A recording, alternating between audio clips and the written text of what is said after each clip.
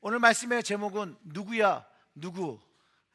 예루살렘에 예수님이 이렇게 입성하시는데요, 온 성이 소동이었다고 성경이 기록하고 있습니다. 왜냐하면 사람들이 막 소리를 지르는 거예요. 근데 소리 지르는 이유가 호산나 다윗의 자손이여 찬송하리로다 주의 이름으로 오시는 이여, 가장 높은 곳에서 호산나 하면서 막 성이 소동한 거죠. 그런데 그 원인과 그 누구를 위함인지를 몰라서 알려고 하는 모습이 오늘 본문 안에 담겨 있습니다. 그 10절에서 그래서 누구냐고 물어보는 것이죠. 마치 많은 군중 속에서 어떤 유명한 사람이 지나가는데 맨 꽁지에서 앞에 사람은 안 보이고 막 궁금은 한데 그걸 물어보는 거죠. 누구야 누구? 누군데? 라고 하는 호기심이 담긴 질문 같아 보입니다. 성경에서 기록한 것처럼 예수님을 환영하는 소리가 온 성을 소동했다는 것이죠. 그런데 그냥 소리로만 소동한 게 아니에요. 자기의 겉옷을 벗어서 길에 펴고, 어떤 이들은 그 나무가지를 베어서 길에 폈더라고, 이 종려나무가지를 폈더라고. 그리고 뒤를 쫓으며 환영하며 찬양한 소리가, 앞서가는 무리와 따라가는 무리가 소리를 질러서 호산나 다윗의 자손이여 찬송하리로다 라고 이야기했다는 것이에요. 여러분 한번 생각해 보세요. 그런 무리가 지나갈 때 예루살렘 성에 있는 사람들의 관심을 끌기에 충분했을 거라는 거예요. 그럴 때 사람들이 누구냐 이렇게 물어보는 거예요. 누군데 그래? 그 찬양하는 무리들 중에서 이렇게 얘기하죠. 나사렛에서 온 선지자 예수라고 가르쳐 줍니다. 예수님이 이 땅에 오시고 오늘날까지 2000년 동안 이 동일한 질문을 사람들이 합니다. 그 사람이 누군데? 예수가 누군데? 라고 오늘날까지도 질문을 하고 있다는 거예요. 특별히 그 예수님께 헌신적인 사람들을 만날 때 사람들이 그 이유를 궁금해하는 것이죠. 예수가 누군데 왜 그렇게 사는 거지? 그리고 물어보는 것이에요. 오늘 본문 안에서 사람들이 예루살렘을 들어가며 많은 무리가 너무나도 기쁘게 행복하게 한 남자를 환영하고 있을 때 그가 누구인지를 질문하고 있는 것입니다.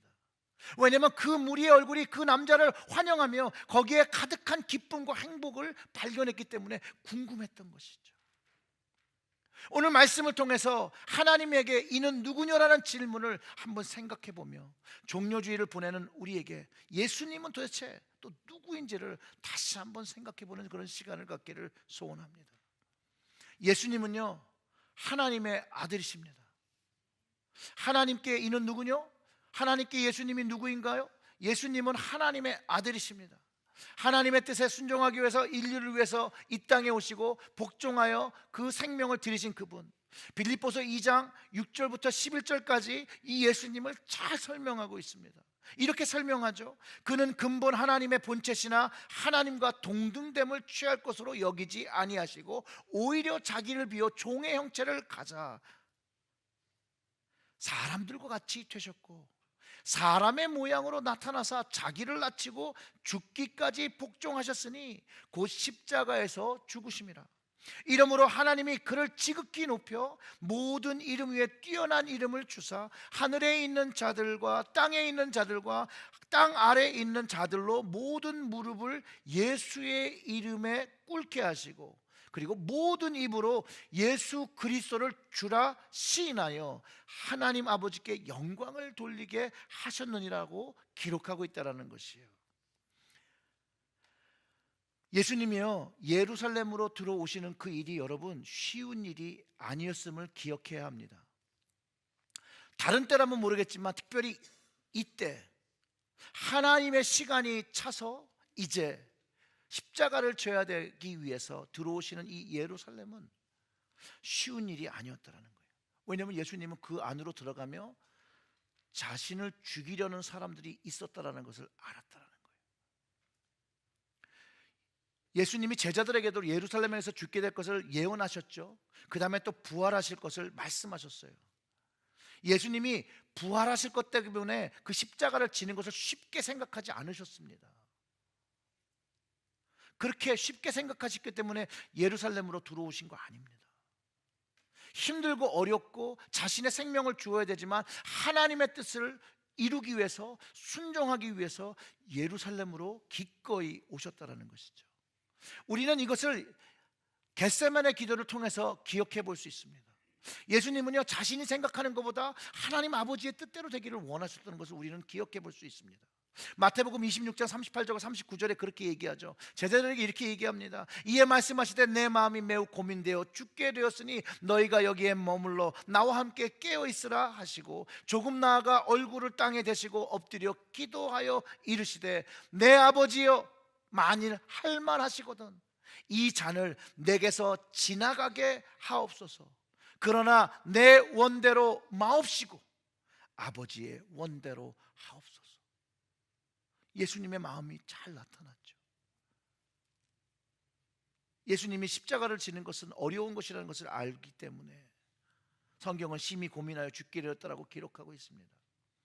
그러나 그분의 나의 원대로는 십자가가 지나가는 것이 좋겠지만 아버지의 뜻을 알기 때문에 아버지의 원대로 하기를 원하셨다는 것이죠.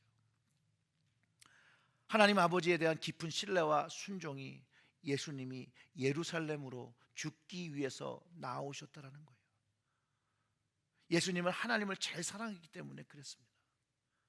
하나님을 기쁘시게 하는 것에 그의 인생을 최선을 다하여 드리셨던 분입니다. 어떤 철없는 학생이요, 하나님을 제일로 사랑하고 하나님만 섬기라고 하는 것은 하나님 너무 독선적이라는 거예요. 하나님 너무 이기적이고 하나님 너무 질투가 많으신 분이 아닌가 의심을 가졌다는 거예요. 근데 여러분 한번 이렇게 생각해 보시기 바랍니다.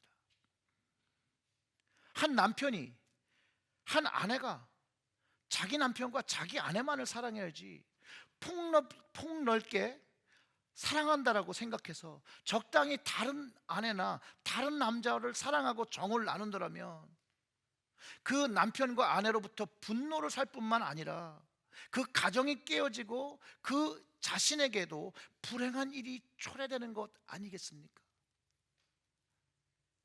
하나님을 제일로 사랑하는 것이 하나님을 기쁘게 하는 일이고 자신에게도 행복과 축복을 경험하는 길입니다. 왜냐하면 성경에서 이스라엘과 하나님의 관계를 남편과 아내로 기록하고 있고, 또 신약에서는 예수님과 우리의 관계를 신부와 신랑으로 기록하고 있습니다. 사랑하는 성도 여러분, 하나님만을 사랑하십니까? 그분이 기뻐하시는 일에 여러분들은, 우리는 전심, 마음의 전부를, 또 나의 전부를 드릴 수 있으십니까? 헨리 나윈이라는 분이 예수님의 슬픔의 잔, 이 십자가에 대해서 이렇게 책에서 이야기합니다. 책 이름이 이 잔을 마실 수 있어요라는 그런 책 이름이에요. 나는 슬픔에 잠긴 한 남자를 바라봅니다. 그 남자는 팔을 벌려서 십자가에 달려 있습니다. 이 슬픔에 잠긴 남자의 이름은 예수입니다. 이 슬픔에 잠긴 남자와 슬픔에 잠긴 우리가 하늘과 땅 사이에 십자가에 달려 있습니다. 그리고 아버지, 아버지, 왜 나를 버리셨습니까? 하고 질문합니다. 그리고 예수님이 그의 친구들에게 내가 마실 잔을 너희도 마실 수 있겠느냐 하고 질문합니다. 사람들은 그럼 하고 대답합니다. 그러나 자신이 어떠한 대답을 하는지도, 슬픔의 잔이 어떤 것인지도 알지 못합니다. 그만의 슬픔의 잔이 아니라 모든 인간의 슬픔의 잔인 것을 깨닫지 못합니다. 슬픔의 잔은 육체적, 정신적, 영적 고난을 줍니다. 그것은 배고픔의 잔이고 고독의 잔이며 외로움의 잔이며 버려짐의 잔이고 거대한 고통의 잔입니다. 그리고 쓴 것으로 가득 찬 잔입니다. 누가 마시겠습니까? 저는 확신합니다. 예수님은 그 잔을 절망스러워서 버리지 않으셨다는 겁니다. 예수님은 그 잔을 고이 받으시고 그것을 전부 마셨습니다. 왜냐하면 주님은 분명히 이 슬픔의 잔이 기쁨의 잔이 될 거라는 신뢰와 믿음이, 그 아버지 하나님에 대한 믿음을 가지고 계셨기 때문입니다. 예수님이 순종하여 이 잔을 마셨기 때문에 우리의 영혼과 우리의 삶이 치유함을 받았습니다. 그리고 우리 자신도 하나님께로 인도되었습니다. 그래서 우리의 입술이여 이제 예수 그리스도를 주라고 시인하여 이제 하나님 아버지께 영광을 돌리며 사는 인생이 되었다라는 거예요. 그래서 우리가 오늘 이 자리에 나와 하나님께 영광을 돌리는 것입니다. 자, 그러면 주님은 우리에게 누구입니까? 예수님은 나에게 누구입니까? 예수님은 그리스도이신 주님이십니다. 우리는 이 언약의 은혜의 이 언약을 가지고 살고 있습니다. 이 언약 가운데 우리가 모였습니다. 그래서 교회는 믿음의 공동체라고 고백하는 것이죠. 그래서 예수 그리스도를 고백하고 그분의 말씀과 계명을 지키며 사는 사랑의 공동체입니다. 교회와 신앙생활을 중심으로 우리는 예수 그리스도를 쫓아가며 살아갑니다. 주님을 예배하며 말씀을 들으며 더욱 주님의 뜻을 깨달으며 하나님 나라를 확장하며 살아가는 것이 우리가 하는 삶입니다. 모든 그리스도인들은 예수님을 주님으로 자기의 구원자로 고백합니다. 그리고 그분이 하나님의 아들로 고백되어지고 십자가의 희생적인 사랑으로 하나님의 사랑을 보여주시고 부활의 영광으로 우리에게 영원한 삶을 주셨다는 것을 체험하게 되는 것입니다. 저는 예수님이 나의 주님인 것과 그리스도인 것을 깨닫는 그날에 저에게 삶을 주신, 새로운 삶을 주신 주님께 그 새로운 인생을 드렸습니다. 그리고 이제 그 예수님의 언약을 믿으며 그 언약이 성취되는 것을 기다리며 주님의 말씀을 지키며 살아가며 노력합니다. 성 어거스틴은 이런 유명한 말을 했다고 합니다. 저는 아무것도 원하지 않습니다. 오직 주님만을 원합니다. 진젠돌프라는 귀족 출신의 한 사람은 모든 것을 버리고 그리스도의 복음을 전하기 위해 맨발로 거리로 나아가 복음을 전했다라고 합니다. 그를 알아보는 사람들이 그에게 물어봅니다. 그의 인텐션을 의심해서 당신의 야망이 도대체 무엇입니까? 그랬더니 그가 대답하기를 내 야망은 오직 한 분, 그리스도뿐입니다 라고 고백했다고 합니다. 사도 바울은 빌립보서 1장 21절에서 이렇게 말합니다. 이는 내게 사는 것이 그리스도니 죽는 것도 유익함이라고 고백했습니다. 한태현 목사님의 글을 좀 인용하면 크리스찬으로 우리는 주님을 기쁘게 해드리고 우리가 하는 모든 일 가운데 주님의 일을 가장 우선순위 두도록 노력해야 합니다. 그러나 어떤 교인들은 그들의 시간과 재능을 그들의 개인적인 즐거움이나 계획에 차질이 없을 때만에 시간이 날 때 주님께 드립니다.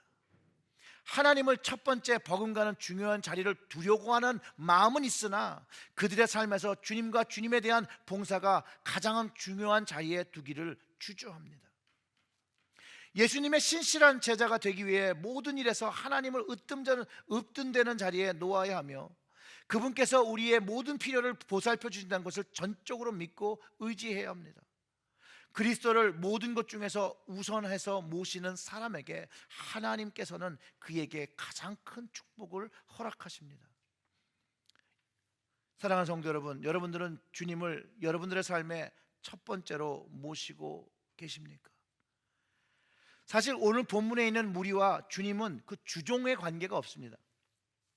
즉 우선순위가 불분명하다는 거예요. 분명하지가 않았어요. 그들은요 잠시 예수님을 환영하고 부르짖었어요. 호산나 다윗의 자손이요 찬송하리라 주님의 이름으로 오시는 이여 높은 곳에서 호산나라고 그분을 환영하며 자신의 겉옷을 깔고 종려나무를 깔아 예수님을 그 위로 걷게 했을지라도 그들은 예수님이 자신들의 그리스도라는 확실한 믿음이 없었습니다. 만약 그런 믿음이 있었다면 예수님을 죽이려는 그 무리들의 예수님을 고통스럽게 하는 그 무리들 그들이 예수님을 십자가에 달려고 할 때 침묵하지 않았을 거라는 거예요. 제자들을 포함해서죠. 자신들의 생명과 이익 때문에 그것을 먼저 생각하고 침묵했다라는 것이죠. 물론 제가 그 당시 있었을지라도 다르지 않았을 것입니다. 동일하게 침묵했을 겁니다. 예수님은 철저하게 버림을 받으셨습니다. 철저하게 제자들로부터 버림받으신 그 주님이 부활하신 다음에 제자들을 책망하지 않으셨다는 거예요. 그들에게 책임을 묻지 않으셨다는 거예요. 오히려 그들을 격려하셨어요. 그들의 믿음이 더 견고하기 위해서 위로하셨다는 거예요. 부활하시면 나타나시면 뭐라고 말씀하셨냐면요, Peace be with you. 평안하라. 이렇게 말씀하셨다는 거예요. 그것을 통해서 주님의 사랑과 은혜를 더 깊게 깨닫게 하셨다는 거예요. 오늘 본문을 보면요, 예루살렘에 입성하기 전에 제자들에게 이 나귀 새끼를 데리고 오라고 합니다. 그리고 누가 그거 가져간데 무슨 말을 하면 그냥 주가 쓰시겠다 말하라는 것이에요. 그러면 줄 거라는 거예요. 제자들이 그 말을 듣고 갑니다.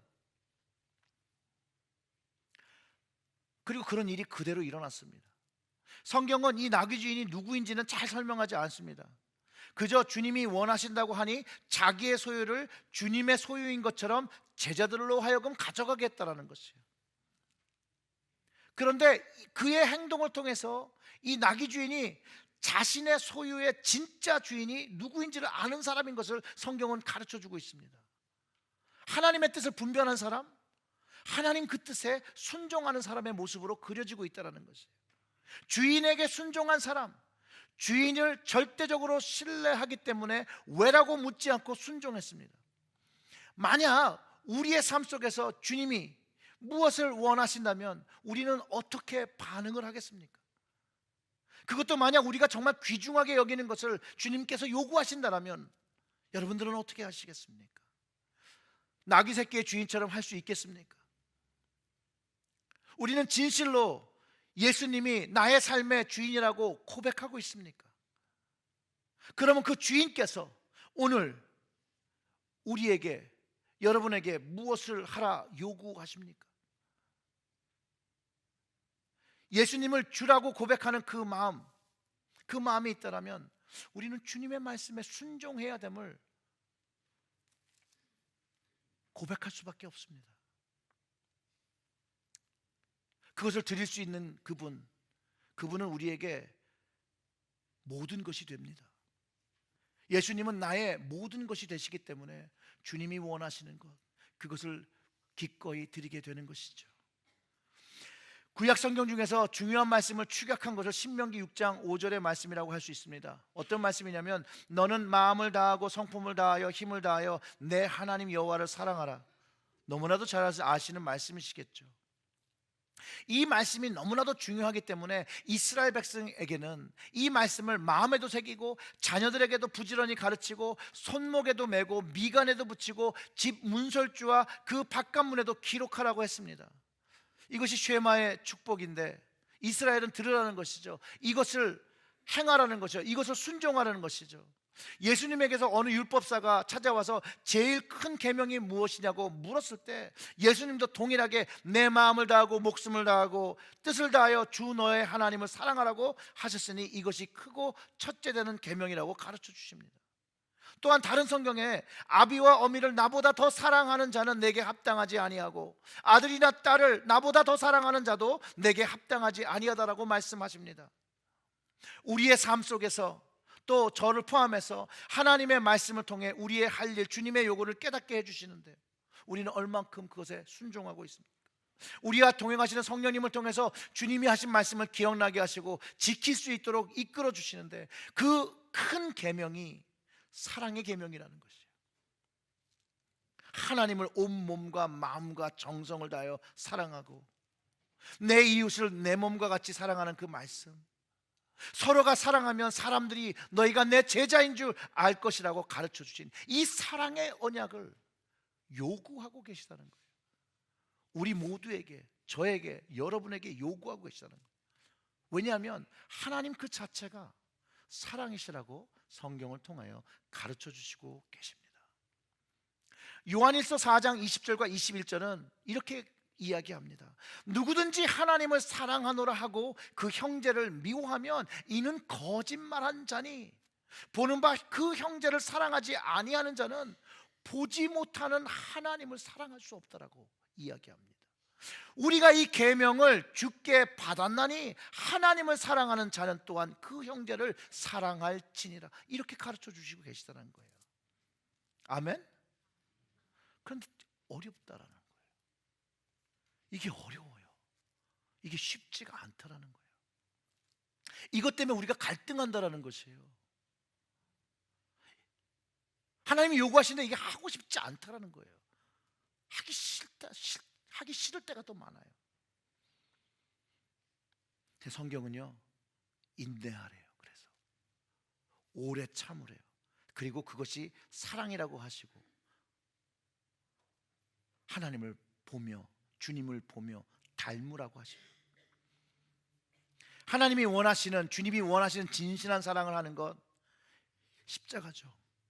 십자가처럼 내게 쓴 잔처럼, 슬픔의 잔처럼, 아픔의 잔을 마시는 것처럼 힘듭니다. 여러분들은 어떠십니까? 저는 힘들어요. 너무 힘들어요. 너무 힘들어서 무릎을 꿇지 아니할 수가 없고, 하나님께 도움을 청하지 않고는 할 수가 없어요. 하나님을 사랑하기 위해 나갈 때 달콤한 사랑도 있었지만 아픈 사랑도 있습니다. 이웃을 사랑함에 있어도 보상과 기쁨보다는 아픔이 되어져서 돌아올 때가 더 많습니다. 이것이 어쩌면 슬픔의 잔이자 인생의 쓴 잔인 십자가처럼 받아들여져야 된다는 것입니다.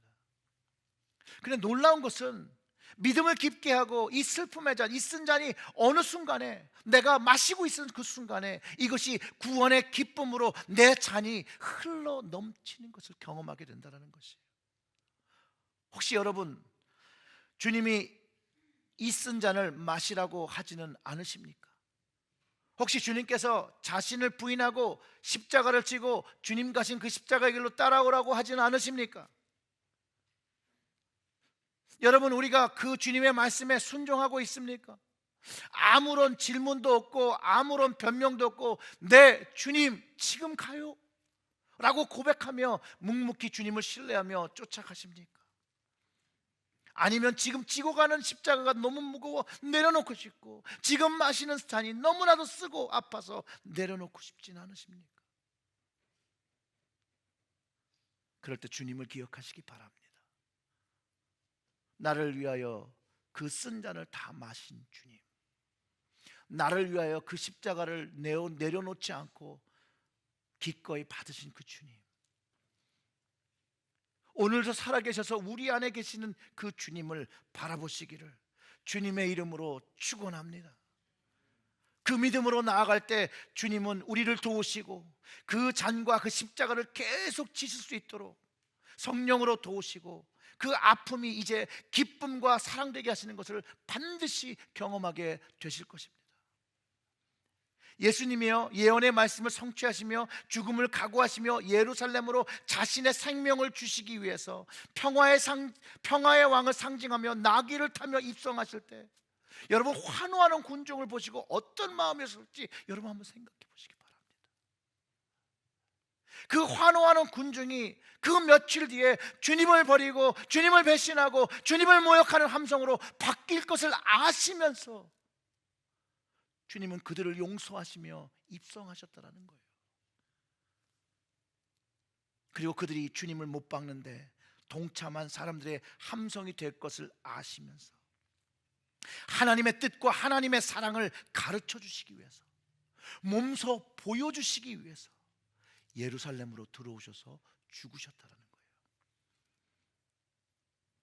우리에게 요구하시는 십자가를 지는 그곳은 여러분 어디입니까?